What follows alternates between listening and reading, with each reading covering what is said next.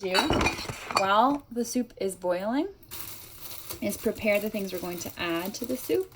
So I'm personally going to add carrots and greens, but those are going to go at the end. They're not going to go in right now. So I'm just going to cut them, and then at the very last minute, once everything is done cooking, I'll add them. And I'll also add a little bit more butter, probably some salt as well. So let's go over to the sink and wash these vegetables.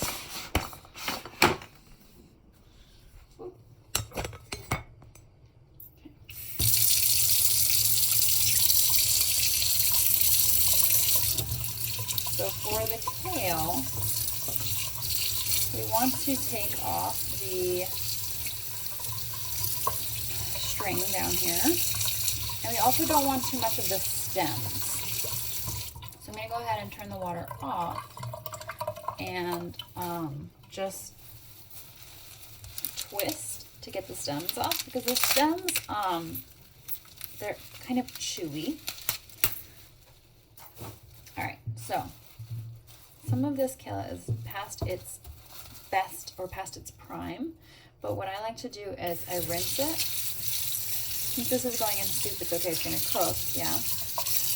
But you do want to make sure there's no little dirt or bugs, because plants that we eat grow outside, and it's natural. Part of the process of growing things is sometimes bugs eat them and sometimes dirt gets on them. But again, just like the bacteria, although that's important for the growth of the plants, it's not always good for us to eat. So we always want to clean everything. Plus, somebody had to go pick this kale from a farm and put it in, containers for us to get to us, which means lots of people have been touching it. So just like how we wash our hands when we come inside, we should wash our food before we eat it, because we've been out touching things just like our food has. So these pieces that are really yellow, I'm not going to include because they're going to taste funny. But the rest of this looks pretty all right.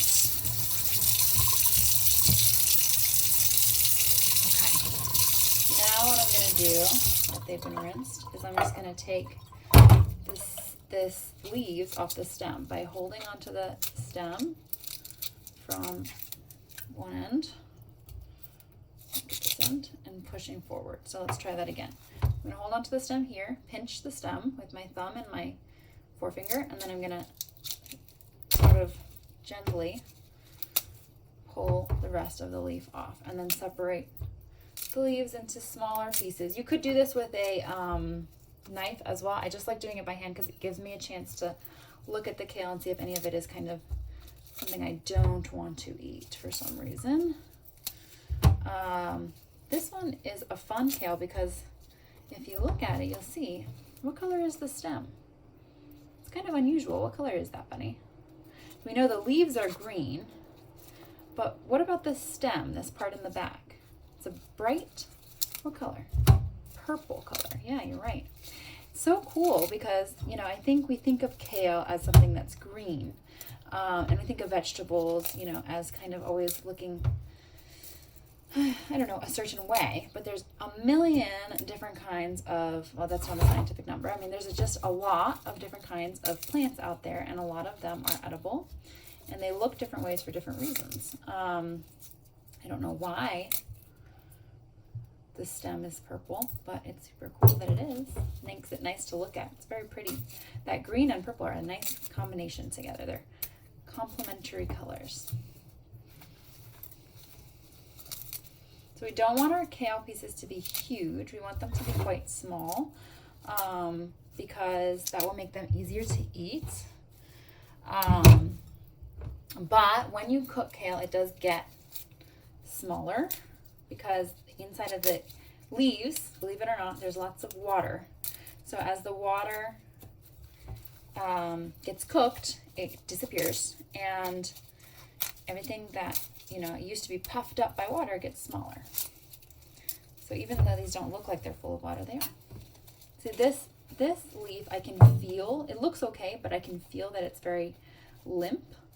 It's different than the other, so I'm not going to go ahead and include that one. I'll use these for something else, I think. Okay, that's my kale. Now to wash the carrot.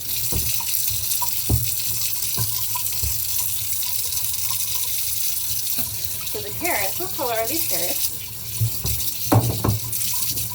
Orange, yes. Now, did you know that carrots come in all sorts of colors? There's such a thing as purple carrot and white carrot. The purple ones almost look black, actually, some of them. And they all taste pretty much the same. So even though they look different, they just all taste like carrots. Okay, last step is going to be cutting up these carrots. So I'm going to keep the cut of these carrots. I'm going to get them kind of big because I don't want them when I'm cooking them to get soft. I want them to stay kind of crunchy. So I'm doing these diagonal pieces of carrots so that they're a little bit bigger. And also I think it looks pretty when they're cut that way. So let's take a look at it. What do you think? Does it look nice? If we lay them out in a circle, they kind of look like, what does that look like to you when you lay it in a circle?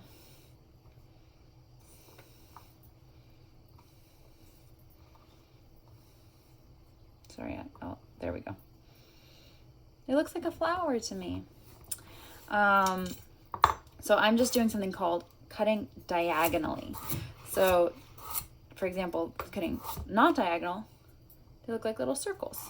But when you cut them diagonal, they have a unique or different shape. Sometimes that can just make it crunchy and sweet. Yum. Fun to eat things when they look a little different. So that's part of it too. We do care about the way our food looks. Okay, so carrots are propped. Kale is propped. Butter. I'm just gonna take this out, put the rest back in the fridge.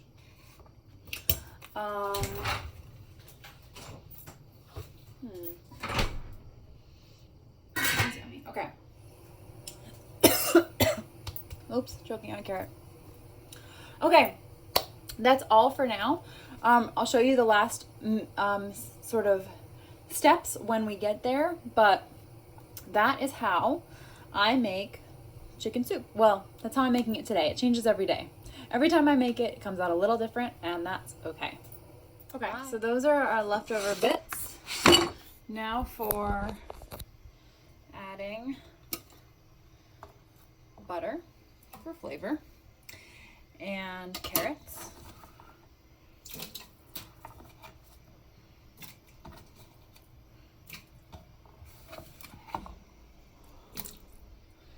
And kale.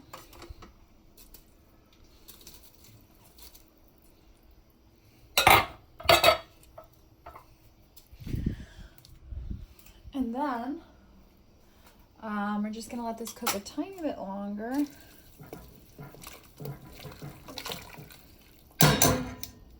And we'll go ahead and throw the chicken back in there too, although I'm actually gonna go and take the bones out. As you can see, because it's been boiling, the chicken's really soft. So you just have to kind of, I'm doing this with like tongs because my chicken's super hot.